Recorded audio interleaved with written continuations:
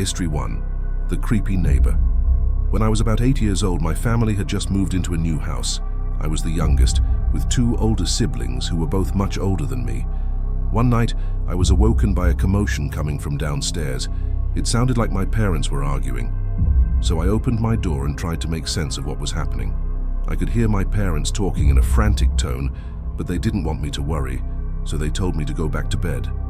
I did what they asked, but soon after, I heard the front door slam shut, followed by complete silence. I assumed they had gone out for some reason, but didn't question it further. After a while, I heard the front door close again, followed by footsteps. I thought it was my older brother Chris coming home late, as it wasn't unusual for him to stay out and come back after midnight. I heard sounds of him opening and closing drawers and even the fridge, so I didn't think much of it. But as the footsteps drew closer, they began to head up the stairs toward my room. I lay still, pretending to be asleep, but the door to my room slowly creaked open. There, standing in the dark, was a shadowy figure. I could just make out the shape of a head in the doorway. I called out, hoping it was my dad or Chris, but the figure didn't answer. It simply closed the door and walked back downstairs. Confused, I thought maybe it was my dad coming to check on me, but it still didn't make sense. Curiosity got the best of me, and I crept downstairs to see what was going on. In the kitchen, I saw a tall figure standing in the middle of the room. Thinking it was my dad, I said, "Dad?" in a cautious voice. The figure replied in a deep voice, saying, "Go back upstairs." Terrified, I ran back to my room and jumped into bed, trying to convince myself it was all in my head. But the strange encounter continued to unsettle me. A few hours later, my parents came home, and I asked them what happened. They told me Chris had been in a car accident but was fine. It wasn't until much later that I realized the truth. My parents had been gone for hours, and someone had broken into our house. The police later confirmed it wasn't my dad or Chris, and the person who had been in our house remained unknown. My parents were freaked out, and we had to file a report with the police. Thankfully, nothing was taken, but the fear of a stranger being in our house lingered. It was a terrifying experience for an 8-year-old, and I've never forgotten the night a complete stranger was in my home. History 2. The Mysterious Friend. When I was about 7 or 8 years old, we had just moved into a new house. It was a big change, and I was still getting used to everything. My little brother, who was really into Batman, came inside one day after playing outside and told us he had found something. We asked him what it was, and he showed us a picture of a young boy. One of those school photos, the kind that comes with a tag if you order prints. The photo looked old and dirty, with wear and tear, so it wasn't clear when it was taken. My brother told us that the boy in the picture was his friend, Buddy. I was confused because my brother didn't have any friends, at least not that I knew of. He wasn't the type to make friends easily. So when he said Buddy was his friend, I just shrugged it off, thinking maybe he had met him somewhere or somehow gotten the photo from the neighbors. A few nights later, I woke up to hear my brother talking in his room. Annoyed, I went in to tell him to go to bed, but when I opened the door, I saw him sitting up in bed speaking to someone. It was weird because he was talking to no one I could see. I told him to go back to sleep and left the room. As time went on, my brother kept bringing up Buddy. He seemed obsessed with this imaginary friend, and it made me uncomfortable. My parents didn't think much of it. They thought it was just a phase, but I could feel something wasn't right.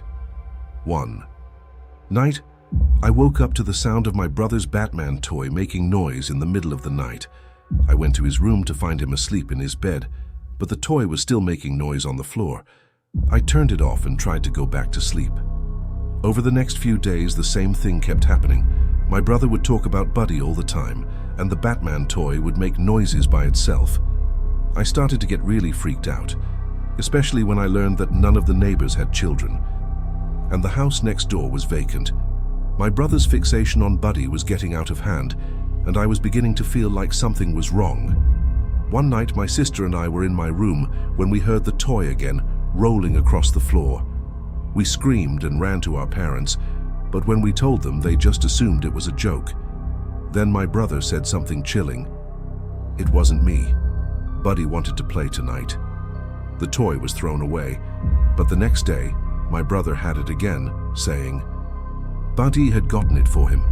A week later, after my brother had been talking about Buddy non-stop, something strange happened.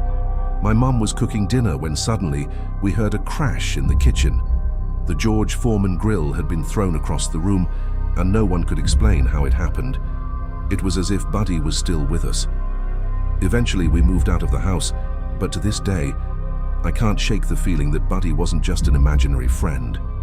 Something was off about him, and I can't help but wonder if he was something more sinister.